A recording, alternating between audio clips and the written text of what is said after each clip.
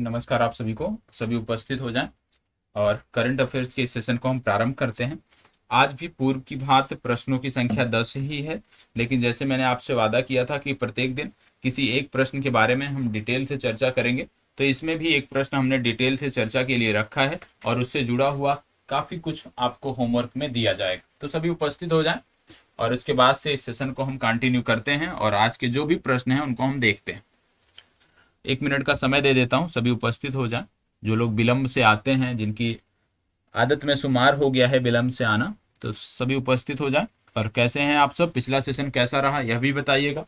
और आज जो होमवर्क दिए जाएंगे उसको आप कब शेयर कर रहे हो या नहीं कर रहे हो उसके बारे में भी बताना है। और आज से प्रयास ये रहेगा कि एक प्रश्न अभ्यास के लिए भी दिया जाए, जिसका जवाब आपको कमेंट बॉक्स में देना होगा। तो जो सक्रिय लोग हैं, ठीक है, जो सक्रिय लोग हैं आप सब उसका जवाब कमेंट बॉक्स में देंगे। चलिए सभी उपस्थित हो जाएं।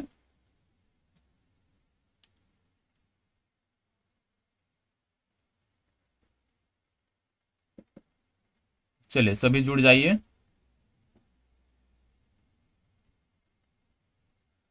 और नोट्स प्रॉपर बनाते चलिएगा, क्योंकि नोट्स बनाना आपका बहुत जरूरी है। यदि आप नोट्स नहीं बना रहे हो तो कहीं ना कहीं चीजें चिंताजनक रहेंगी, लाभ आपको उतना मिल नहीं पाएगा। यदि आप समय दे रहे हो तो नोट्स बनाते चलो। चले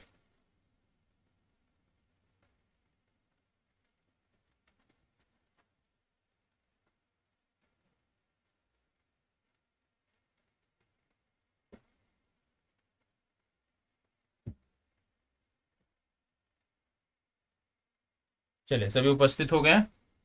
अब शुरुआत करते हैं एक एक करके प्रश्नों। पहला प्रश्न, और इसी की चर्चा आज हम डिटेल में करेंगे। बोला जा रहा है हाल ही में चर्चा में रहा, जो लोग पुराने छात्र हैं ना, यदि आप पेज पलट लोगे ना, ये फैक्ट तब भी हमने बताया था जब ये विवाद का विषय था, आज विवाद समाप्त हो गया। क्या बोला जा रहा है, हाल ही में चर्चा में रहा करिस तेल और गैस फील्ड किस देश से संबंधित है। कहीं कहीं करिस को क्यू शब्द से भी लिखते हैं, QARISH, ठीक है। कहीं कहीं इस तरह से के शब्द प्रयोग करते हैं। तो आपको सिर्फ इतना याद रखना है कि करिस तेल और गैस फील्ड किस देश से संबंधित है, बताएं। और एक और दूसरी फील्ड थी उस समय हमने बताया था, जिसका नाम था पूना। करिस और क्यूना, बताएं। करिस और पूना, ये दो गैस फील्ड थी। ये आपसे पूछा जा रहा है कि किस देश से संबंधित है, जिनमें से हमने सिर्फ करिस के बारे में आपसे पूछा है। चार विकल्प हैं, लेबनान, ईरान, सऊदी अरब या इजराइल। इनमें से कौन सा सही है। इजराइल नहीं लिखते, इसराइल लिखते हैं, ठीक है। बताइएगा करिस और पूना में से कौन सा किस देश का है, बताइएगा। सबसे पहले आपको बता दें, ये जो गैस फील्ड है ये संबंधित है किससे। करिस गैस फील्ड आपकी संबंधित है इजराइल से। पूना गैस फील्ड संबंधित है लेबनान से। पहले ये विवाद का विषय थे, लेकिन आपसी समझौते से इसको सॉल्व कर लिया गया है। और इसमें आपको बता दें ये संबंधित कहां से हैं, ये संबंधित हैं भूमध्य सागर से, ठीक है। भूमध्य सागर से ये संबंधित है, ये आपको पता होना चाहिए। भूमध्य सागर के बारे में पिछली कक्षा में मैंने आपको बताया था कि एक है जिब्राल्टर जलसंधि। और जिब्राल्टर जलसंधि क्या करती है, ये भूमध्य सागर को जोड़ देती है किससे, अटलांटिक महासागर से। और इसको आपने देखा था, यही चीज मैंने आपको होमवर्क में दिया था, लेकिन शायद आपने किया नहीं, ठीक है, पहली क्लास में दिया था। तो ये संबंधित कहां से है, ये संबंधित है भूमध्य सागर से। आपसे ऐसे भी पूछा जा सकता है कि करिस या क्यूना गैस फील्ड कहां से संबंधित है, किस सागर महासागर से संबंधित है। तो आपको जवाब देना होगा भूमध्य सागर से संबंधित, ठीक है। अब आइए इनके बारे में डिटेल जानकारी मैप के माध्यम से हम समझते हैं, जो हमें समझना है, ठीक है। यहाँ पे मैंने आज की क्लास में कुछ मैप भी रखे हैं आपको समझाने के लिए, ठीक है। जैसे मैंने बताया आपको कि ये संबंधित कहाँ से हैं, ये है भूमध्य सागर से संबंधित है। तो ये आपको मेडिटेरियन सी देखने को मिल रहा होगा, ये भूमध्य सागर का ये पूरा इलाका है, ये आपको देखने को मिल रहा होगा। और ये जो गैस फील्ड है यहीं से संबंधित है। अब बात हो रही थी दो देशों की, एक बात हो रही थी इजराइल की, एक बात हो रही थी लेबनान की। तो यहाँ पे हम जो डिटेल चर्चा करने वाले हैं वो हम करने वाले हैं लेबनान की। तो लेबनान यदि हम देखें तो ये आपको देश देखने को मिल रहा होगा लेबनान, ठीक है। एक आप कह सकते हो पतली पट्टी इनकी तट रेखा है, संकीर्ण तट रेखा आपको देखने को मिल रही होगी। तो इनके लेबनान ये देश है, इसके पश्चिम में यदि हम बात करें तो भूमध्य सागर आपको देखने को मिल रहा है। ये आपका हो गया भूमध्य सागर। ठीक है, इनके यदि हम उत्तर में बात करें, इनके यदि हम पूर्व में बात करें, तो इनके उत्तर और पूर्व में जो देश है उसका भी नाम आपको पता होना चाहिए। इनके उत्तर और पूर्व में जो देश है इसका नाम है सीरिया। ठीक है, तो कहने का मतलब है, और इनके दक्षिण में जो देश है इसका नाम है इसराइल। ठीक है, तो कहने का मतलब है कि यदि आपसे पूछ लिया जाए कि भूमध्य सागर से नहीं पूछा जा सकता, ऐसे पूछ लिया जाए कि लेबनान की जो सीमा है किन दो देशों से लगती है या किन देशों से लगती है, तो आप बताओगे सीरिया और इसराइल से इनकी सीमा लगती है। दक्षिण में इसराइल से लगती है, पूर्व और उत्तर में इनकी सीमा सीरिया से लगती है। इनकी जो पश्चिमी सीमा है वो पूरी तरह से भूमध्य सागर से लगती है। ठीक है, ये बात हो गई, बेसिक जानकारी होगी लेबनान के बारे में जो आपसे पूछा जा सकता है। लेबनान ये आपको मैप में देखने को मिल रहा होगा। इसकी राजधानी है बेरूत। आपने देखा था बेरूत में आपको विस्फोट भी हुआ था बहुत बड़ा, आप जानते होंगे, चर्चा में था बेरूत में। ठीक है, तो बेरूत इसकी क्या है, इसकी राजधानी है, इसकी कैपिटल है बेरूत। और एक बेरूत जो है एक तटीय शहर है और इनका प्रमुख शहर भी। आगे बढ़ते हैं तो इसमें अभी बहुत सारे फैक्ट मैं आपको दिखा रहा हूँ। ठीक है, जैसे मैंने आपको बताया कि एक तरफ आपके सीरिया है दो तरफ से, और एक तरफ आपका इसराइल है, और एक तरफ आपका भूमध्य सागर है। ठीक है, ये हो गया लेबनान की बात। ये आपने दूसरे इस मैप में आपको चीजें स्पष्ट है कि ये रेड वाला है लेबनान, उसके नीचे है इसराइल, और इसके बाद इसके पूरब में और इसके उत्तर में आपको सीरिया देखने को मिल रहा होगा। अब आपकी जिम्मेदारी बनती है कि आप भी अपना मैप ऐसे ओपन करिएगा और मैप में इन चीजों को जाके मार्क करिएगा, तब जाके चीजें आपकी बेहतर होंगी। आगे बढ़ते हैं तो कुछ चीजें इसमें और आपको बताना है। जैसे इनकी नदियों के बारे में पूछा जा सकता है कि इनमें कौन सी, लेबनान की प्रमुख नदी कौन सी है, तो लेबनान की जो प्रमुख नदी है इसका नाम है लितानी। क्या नाम है, लितानी नदी। और लितानी नदी क्या है, लेबनान की सबसे लंबी नदी है, सबसे लंबी नदी है ये।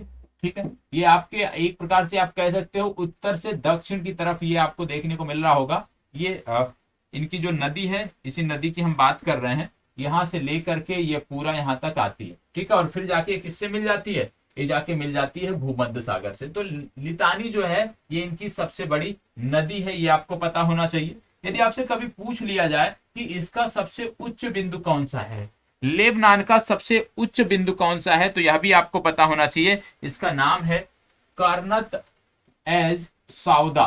ठीक है, क्या नाम है इसका, QURNATS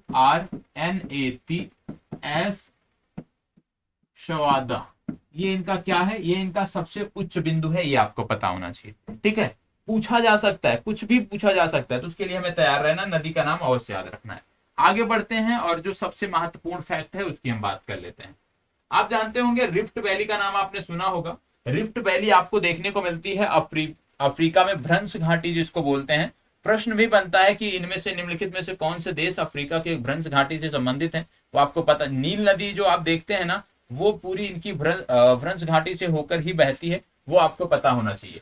तो उसी भ्रंश घाटी जो अफ्रीका में आपको देखने को मिलता है भ्रंश घाटी, उसी भ्रंश घाटी का विस्तार लेबनान में भी पाया जाता है। और लेबनान में जो भ्रंश घाटी का विस्तार है ये आपको देखने को मिलता है कि लेबनान के बीचों बीच, या इसमें आपको दिख भी रहा होगा कि ये लेबनान देश है, इसके बीचों बीच ये आपको भ्रंश घाटी दिख रही होगी।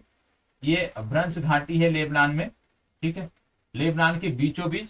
और इसके बाद यहाँ पे दो पर्वत श्रृंखलाएं देखने को मिलती हैं, एक आपका ये हो गया और ये आपका एक होगी। इसके यदि आपसे पूछ लिया जाए कि लेबनान के पूर्वी भागों में कौन सी पर्वत श्रृंखला है, तो इसको बोलते हैं एंटी लेबनान रेंज। यदि पूछ लिया जाए कि इनके पश्चिमी भाग में कौन सा है, तो उसको बोलते हैं लेबनान माउंटेन्स, ये आपको पता होना चाहिए। ठीक है, और कोस्टल लाइन जैसे मैंने बोला बहुत ही सक्रिय जो है ये कोस्टल लाइन आपको देखने को मिलती है। अब इसके बारे में आपने देख लिया, इसको बोलते क्या है। जैसे अफ्रीका के संदर्भ में हम भ्रंश घाटी पढ़ते हैं, यहाँ पे क्या बोलते हैं, तो इसको बोलते हैं अल व्यूका वैली। क्या बोलते हैं, इसको नोट कर लीजिएगा मैप में जाके और इसको अंडरलाइन करिएगा। इसको बोलते हैं अल व्यूका वैली। ठीक है, अल व्यूका BIQA, इसके बाद वैली, अल व्यूका वैली आपको याद रखने की जरूरत है। ये आपको यहाँ पे देखने को मिलती है। और आपको यह भी पता हो गया कि भैया भ्रंश घाटी सिर्फ अफ्रीका में ही नहीं है, अफ्रीका से बाहर भी उसका विस्तार देखने को मिलता है। तो आज की जो हमारी चर्चा थी एक प्रश्न के डिटेल में वो लेबनान की थी, लेबनान के बारे में हमने देखा। यहाँ पे मैप में बताया गया है कि किस प्रकार से जो रेड रीजन दिखाया गया है इसमें समान कल्चर देखने को मिलते हैं। बहुत सारे देश इसमें शामिल है, यूरोप के भी देश शामिल है, अफ्रीका के भी देश शामिल है। तो इन देशों में दिखाया गया है कि कल्चर जो है वो समान है, कल्चर में समानता आपको देखने को मिलती है। और ये सभी के सभी जो देश हैं ये भूमध्य सागर से लगने वाले देश हैं। तो आज आपके लिए जो होमवर्क है वो आपको बताना है कि भूमध्य सागर से कितने देशों की सीमा लगती है, और भूमध्य सागर से जिन देशों की सीमा लगती है उनकी राजधानी और उनकी मुद्राएं, तीनों चीजें आप बताओगे। पहले भूमध्य सागर से सीमा साझा करने वाले देश, भूमध्य सागर से सीमा साझा करने वाले देशों की राजधानियां, भूमध्य सागर से सीमा साझा करने वाले देशों की मुद्राएं। तीन चीजें आपके लिए हैं आज के होमवर्क में जो आपको बताना है। ठीक है, चलिए बढ़ते हैं आगे और देखते हैं प्रश्न संख्या 2। प्रश्न संख्या 2 में क्या पूछा जा रहा है आपसे? प्रश्न संख्या 2 में पूछा जा रहा है कि हाल ही में भारत के किस हाइड्रोकार्बन रिफाइनरी ने भारतीय वायुसेना से बायो एयर टरबाइन फ्यूल के लिए समझौता किया है? बताइएगा, बायो एयर टरबाइन फ्यूल के लिए समझौता किस रिफाइनरी ने भारतीय वायुसेना से किया है? मतलब ग्रीन ईंधन के लिए, ठीक है, ग्रीन एनर्जी को लेकर के किस रिफाइनरी ने भारतीय वायुसेना से समझौता किया है आपको बताना है। 4 रिफाइनरियां दी हैं, Jamnagar refinery, Mangalore refinery, Kota refinery, Itanagar. अब ये मैं नहीं बता सकता कि किसमें रिफाइनरी वास्तव में है या शहर के नाम ऐसे दे दिए गए हैं। इनमें से कुछ ऐसे भी हैं जिनमें रिफाइनरी है ही नहीं, सिर्फ नाम दिए गए हैं। जामनगर के बारे में आपको बता दें कि जामनगर के बारे में बोला जाता है कि जामनगर दुनिया की सबसे बड़ी तेल रिफाइनरी है। ये आपको पता होना चाहिए, दुनिया की सबसे बड़ी तेल रिफाइनरी है और जामनगर रिफाइनरी आपको देखने को मिलती है गुजरात में। लेकिन यहाँ पे इस प्रश्न की यदि हम बात करते हैं तो इसका सही उत्तर है मंगलौर रिफाइनरी, इसका सही उत्तर है सी विकल्प। ठीक है, जामनगर को इसलिए याद रखना है क्योंकि ये भारत की विश्व की सबसे बड़ी रिफाइनरी है। ठीक है, भारत में कई सारे राज्यों में रिफाइनरियां हैं, जैसे बरौनी रिफाइनरी बिहार में देखने को मिलती है, हल्दिया रिफाइनरी पश्चिम बंगाल में देखने को मिलती है, मथुरा उत्तर प्रदेश में भी आपको रिफाइनरी देखने को मिलती है, पानीपत में देखने को मिलती है।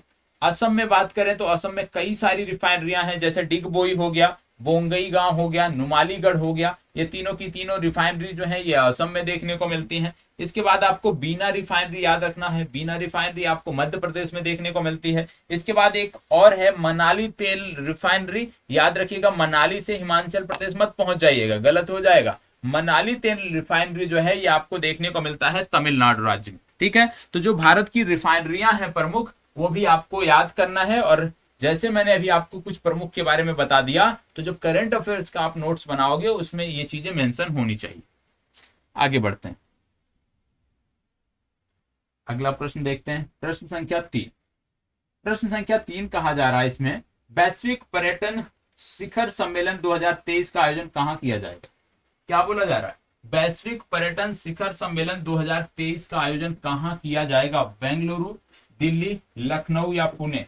याद रखिएगा, आपको इसी से जुड़ा हुआ एक और मैंने बताया था, फितूर याद होगा ना, फितूर। यदि याद नहीं है तो पेज पलट लीजिएगा, याद है तो इसके बारे में डिटेल जानकारी मुझे कमेंट बॉक्स में चाहिए। इस वीडियो के वीडियो पहले पूरा देख लीजिए, उसके बाद कमेंट बॉक्स में मुझे इसके बारे में आप जानकारी दीजिए कि फितूर क्या था, जिसके बारे में हमने पहली क्लास में बात किया था, इस सेशन की जो पहली क्लास थी। ठीक है, यहाँ पे बोला जा रहा है वैश्विक पर्यटन शिखर सम्मेलन 2023 का आयोजन कहाँ किया जा रहा है? बताएं, 2023 का ये शिखर सम्मेलन कहाँ आयोजित किया जाएगा?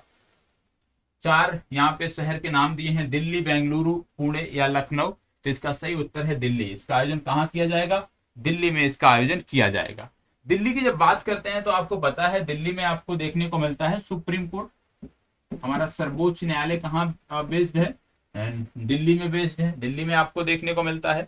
सुप्रीम कोर्ट में भी एक याचिका दायर की गई थी और ये बहुत महत्वपूर्ण थी, सरकार के खिलाफ थी। और इसमें बोला गया कि जो केंद्र सरकार हमारी है वो एक आर्टिकल का उल्लंघन कर रही है और उसका नाम है आर्टिकल नंबर 93। इसके साथ साथ इसमें बोला गया कि कई सारे हमारे राज्य हैं जो इसका उल्लंघन कर रहे हैं, संविधान का उल्लंघन कर रहे हैं। और उसमें बताया गया कि ये लोग आर्टिकल 178 का उल्लंघन कर रहे हैं। जो राज्य हैं हमारे ये आर्टिकल 178 का उल्लंघन कर रहे हैं और जो केंद्र सरकार है ये आर्टिकल 93 का उल्लंघन कर रही है। अब जरूरी हो जाता है कि आर्टिकल 93 और आर्टिकल 178 है क्या? आर्टिकल 93 की बात करें तो जैसे जानते हैं आप कि लोकसभा में अध्यक्ष होते हैं जो कि ओम बिरला हैं, कोटा से चुनकर आए हैं राजस्थान से, और उपाध्यक्ष होते हैं। इसी प्रकार से राज्यों में भी डिप्टी स्पीकर और विधानसभा के अध्यक्ष होते हैं। तो इसमें बताया गया कि पहली बात तो केंद्र सरकार द्वारा लोकसभा में किसी को भी उपाध्यक्ष नहीं बनाया गया है, मात्र एक उपाध्यक्ष है, जबकि संविधान में ये अनिवार्य है, मैंडेटरी है कि उपाध्यक्ष होने चाहिए। ठीक है, अनुच्छेद 93 के तहत। उसी तरह राज्यों द्वारा 178 का उल्लंघन किया जा रहा है, और इसमें 5 राज्य शामिल हैं जहां पे डिप्टी स्पीकर हैं ही नहीं विधानसभा में। और इन 5 राज्यों में हम बात करें तो राजस्थान, मध्य प्रदेश, उत्तर प्रदेश, उत्तराखंड और झारखंड शामिल हैं। ये 5 राज्य ऐसे हैं जहां पे डिप्टी स्पीकर हैं ही नहीं विधानसभा में, और इनके द्वारा संविधान के अनुच्छेद 178 का उल्लंघन किया जा रहा है। इसको लेकर एक व्यक्ति ने शिकायत सुप्रीम कोर्ट में दर्ज की है। तो हमें डिटेल में इसके बारे में पता होना चाहिए। आर्टिकल नंबर 93 और आर्टिकल नंबर 178 क्या है, इसके बारे में एक बार जाके और अच्छे से पढ़ लीजिएगा। ठीक है, क्या आपसे पूछ लिया जाए कि क्या राज्यसभा में हमारे देखने को मिलता है कि नहीं, वाइस चेयरपर्सन देखने को मिलते हैं कि नहीं है? क्या नाम है उनका? हरिवंश नारायण सिंह। और जो उपराष्ट्रपति हमारे होते हैं वही राज्यसभा के चेयरपर्सन होते हैं। इसको बताएं, world day of social justice कब मनाया जाता है? World day of social justice कब मनाया जाता है बताएं? ILO संस्था द्वारा मनाया जाता है। अब ILO है क्या, इसका फुल फॉर्म क्या होगा, ये भी होमवर्क नंबर 2 है आपका। ILO संस्था कौन सी है, इसके बारे में डिटेल जानकारी आप हमें बताओगे। चलिए अभी इसका जवाब दीजिएगा कि कब मनाया जाता है। आपको बता दें ये तिथि मनाई जाती है 20 फरवरी को। बी विकल्प सही उत्तर। इसको बताइएगा, हाल ही में यूनिसेफ इंडिया ने भारत के लिए किसे अपना राष्ट्रीय राजदूत नियुक्त किया है? यूनिसेफ इंडिया ने भारत के लिए किसे अपना राजदूत नियुक्त किया है, आपको बताना। 4 नाम यहाँ पे दिए हुए हैं, जिनमें से 2 क्रिकेट से जुड़े हैं, सचिन तेंदुलकर, महेंद्र सिंह धोनी। आयुष्मान खुराना और कियारा आडवाणी ये जुड़े हैं सिनेमा जगत से। इनमें से सही उत्तर आपका है आयुष्मान खुराना। यहाँ पे बात हो रही है यूनिसेफ की, तो यूनिसेफ के बारे में भी आपको बेसिक जानकारी होनी चाहिए। इसका हेडक्वार्टर आपको देखने को मिलता है न्यूयॉर्क में, और इसके अध्यक्ष यदि पूछ लिए जाएं तो आपको याद रखना है Catherine M Russell. Catherine M Russell वर्तमान समय में इसकी चेयरपर्सन है। चलिए आगे बढ़ते हैं, प्रश्न संख्या 6। हाल ही में उत्तर भारत का पहला परमाणु संयंत्र स्थापित किए जाने से चर्चा में रहा शहर गोरखपुर किस राज्य से संबंधित है? 80% लोग क्या 100% लोग गलत करेंगे, 100% लोग गलत जवाब देंगे। चलिए देख लीजिएगा, 100% लोग गलत जवाब देंगे। इसका क्या बोला जा रहा है? उत्तर भारत का पहला परमाणु संयंत्र स्थापित किए जाने से चर्चा में रहा शहर गोरखपुर किस राज्य से संबंधित है? चलिए बताइएगा, फास्ट जवाब दीजिएगा। मैंने बोला गलत करेंगे तो आप गलत करेंगे इसको। चलिए क्विक रिस्पॉन्स करें।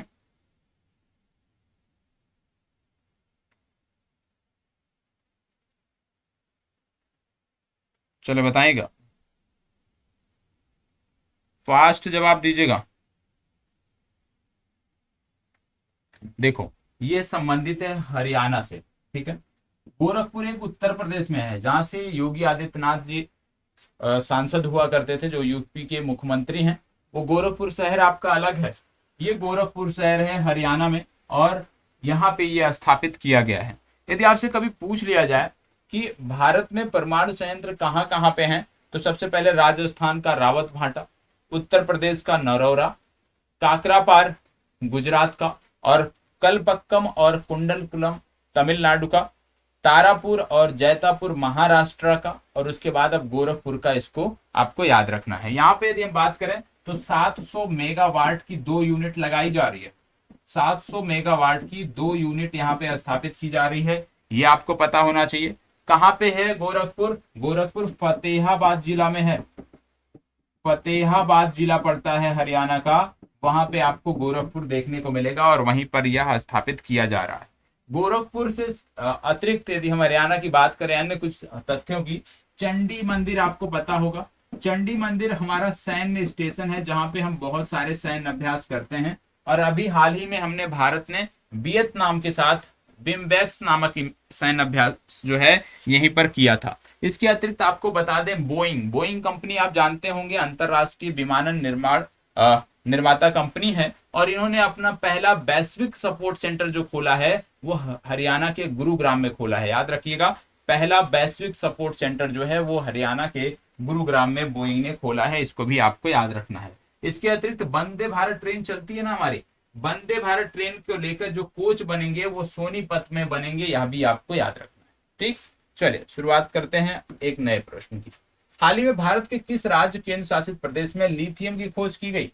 लिथियम ट्रायंगल आपको याद होगा ना, दक्षिण अमेरिका का, चिली, बोलीविया और अर्जेंटीना, जहां पर उत्पादन की दृष्टि से देखें तो विश्व के 75% जो लिथियम का उत्पादन होता है।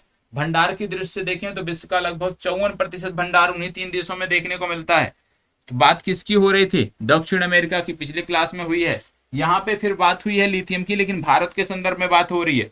तो आपको बताना है कि भारत के संदर्भ में हम बात करें तो भारत का कौन सा राज्य है या भारत का कौन सा केंद्र शासित प्रदेश है जहां पे लिथियम पाया गया है। और ये इस डेटा के साथ भारत चिली के बाद दूसरा सबसे बड़ा देश बन गया है जहां पे लिथियम भंडार हैं। बताइएगा, फास्ट जवाब दीजिएगा, इसका सही उत्तर क्या होगा? याद रखिएगा, इसका सही उत्तर है जम्मू कश्मीर। जम्मू कश्मीर का एक जिला है जिसको बोलते हैं रियासी जिला। ठीक है, तो जम्मू कश्मीर के रियासी जिले में ये खोज की गई है। और यहाँ पे जो पाया गया है, यदि हम बात करें तो 5.9 मीट्रिक टन पाया गया है, ये आपको पता होना चाहिए भंडार। ठीक है, तो जम्मू कश्मीर का रियासी जिला आपको याद रखना है। जम्मू कश्मीर एक संदर्भ में और न्यूज में है, वह भी आपको पता होना चाहिए। यहाँ पे सेंसर आधारित स्मार्ट कृषि परियोजना शुरू की गई है। सेंसर आधारित स्मार्ट कृषि परियोजना शुरू की गई है, और इसके अंतर्गत जैसे पॉली हाउस होते होंगे, पॉली हाउस में जो पौधे रखे जाएंगे उनका जो तापमान या मतलब उनकी जो भी जरूरतें होंगी ना, उन पौधे के अनुसार सेट की जा सकेगी। उदाहरण के तौर पे यदि कोई पौधा है, मान लो उसको तापमान की एक न्यूनतम आवश्यकता है, मान लो ठंडियों में भी उसको चाहिए 20 डिग्री सेल्सियस, तो उस माहौल में उसको 20 डिग्री सेल्सियस पॉली हाउस में दिया जाएगा आर्टिफिशियल इंटेलिजेंस की मदद से। और यही सुविधा जो है जम्मू कश्मीर में शुरू की गई है, और इसको लेकर केंद्र सरकार 330.5 करोड़ रुपए खर्च करने जा रही है। तो सेंसर आधारित स्मार्ट कृषि परियोजना किस राज्य की है? यह भी जम्मू कश्मीर राज्य की है, यह भी आपको पता होना चाहिए। एक और कार्यक्रम चल रहा है जिसका नाम है वाइब्रेंट विलेज।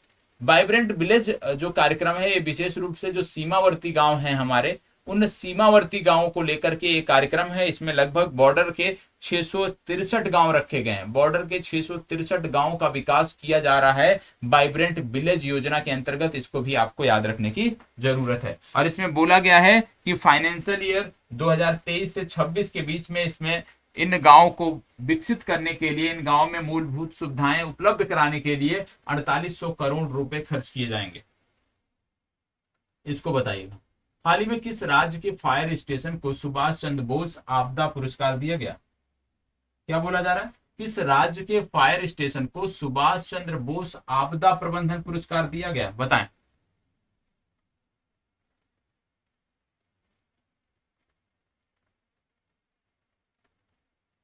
फास्ट बताएं। यह है लुंगलई फायर स्टेशन। लुंगलई फायर स्टेशन है, ये आपको पता होना चाहिए। लुंगलई फायर स्टेशन, ये आपको याद रखने की जरूरत है। और लुंगलई फायर स्टेशन जो है ये आपको देखने को मिलता है मिजोरम में। कहाँ पे देखने को मिलता है? मिजोरम में देखने को मिलता है, ये आपको पता होना चाहिए। और इसी को सुभाष चंद्र बोस आपदा प्रबंधन पुरस्कार दिया गया। क्या अकेले इसको दिया गया? नहीं, 2 संस्थाओं को दिया गया था। दूसरी संस्था जो है वो संबंधित है उड़ीसा से, इसका नाम है उड़ीसा राज्य आपदा प्रबंधन प्राधिकरण। तो उड़ीसा राज्य आपदा प्रबंधन प्राधिकरण और लुंगलई फायर स्टेशन को जो है ये पुरस्कार दिया गया, सुभाष चंद्र बोस आपदा प्रबंधन पुरस्कार। ये दोनों आपको पता होने चाहिए। बात हो रही है मिजोरम की। हमने बताया कि लुंगलई मिजोरम से संबंधित है। आपको पता होगा एक रिपोर्ट आई थी जिसको बोलते थे social progress index. Social progress index जब आया था तो उसमें जो टॉप जिला था ना वो था आइजोल। पूरे भारत का सबसे शीर्ष पर जो जिला था वो था आइजोल, और पूरे भारत में जो शीर्ष राज्य या केंद्र शासित प्रदेश था वो था पुदुचेरी। तो दोनों ये भी आपको याद रखना है कि सोशल प्रोग्रेस इंडेक्स जो आया था उसमें आइजोल टॉप पे था पूरे भारत में। राज्यों के संदर्भ में हम बात करें तो पुदुचेरी टॉप पे था। इसके अतिरिक्त यहाँ पे एक झील थी जिसको रामसर स्थल का दर्जा दिया गया, वह भी आपको पता होना चाहिए। उसका नाम है पाल झील, और पाल झील मिजोरम से संबंधित है, इसको रामसर स्थल का दर्जा हाल ही में दिया गया। चलिए इसको बताइएगा, विश्व व्हेल दिवस कब मनाया जाता है? विश्व व्हेल दिवस कब मनाया जाता है आपको बताना है। फास्ट जवाब, विश्व व्हेल दिवस कब मनाया जाता है? 4 विकल्प हैं, 10 फरवरी, 19 फरवरी, 20 फरवरी, 30 फरवरी, इनमें से आपको जवाब चूज करना है। बताएं, विश्व व्हेल दिवस कब मनाया जाता है?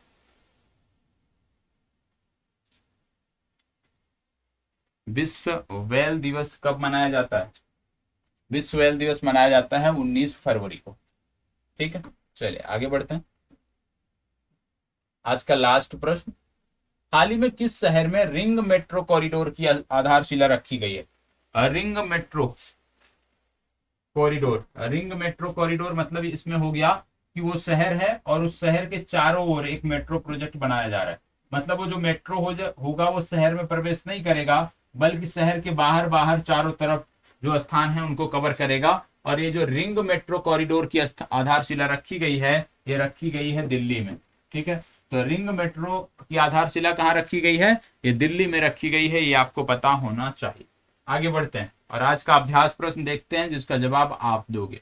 क्या बोला जा रहा है? सागर परिक्रमा अभियान का संबंध किस वर्ग से है? ये आप कमेंट बॉक्स में जवाब देंगे इसको खूब अच्छे से, ऐसा नहीं सिर्फ ABCD बता देना, इसके बारे में डिटेल जानकारी भी आपको लिखना है और वो कमेंट बॉक्स में आप लिखोगे। प्रश्न फिर से देख लीजिएगा, सागर परिक्रमा अभियान का संबंध किस वर्ग से है? 4 वर्ग यहाँ पे दिए हुए हैं और आपको प्रयास करना है कि सागर परिक्रमा अभियान के बारे में जितनी मैक्सिमम जानकारी आप रखते हैं, जितनी मैक्सिमम जानकारी आप बता सकते हैं, वो जानकारी आपको उपलब्ध कराना है। ठीक है, तो सागर परिक्रमा अभियान खूब अच्छे से देख के आना है, इसके बारे में कमेंट बॉक्स में ज्यादा से ज्यादा चीजें लिखनी है। जो चीजें होमवर्क में आज आपको दी गई वो होमवर्क आपको कंप्लीट करके उपलब्ध कराना है। साथ ही साथ इस सेशन का नोट्स भी आपको बनाना है और उसको भी सेम डे पे जो है सबमिट करना है। असाइनमेंट सेक्शन क्रिएट है, वहां पे जाके उसको शेयर करिए। ठीक है, चलिए धन्यवाद। फिर मिलते हैं सोमवार को, क्योंकि कल शनिवार है, शनिवार को आपका सेशन होता नहीं है, सोमवार से शुक्रवार तक ही सेशन होता है। सोमवार को मिलते हैं, लेकिन उससे पहले आपको जो मैंने बोला 180 दिनों का टारगेट वो मिलने वाला है और कुछ नई चीजें भी आपको देखने को मिल सकती हैं।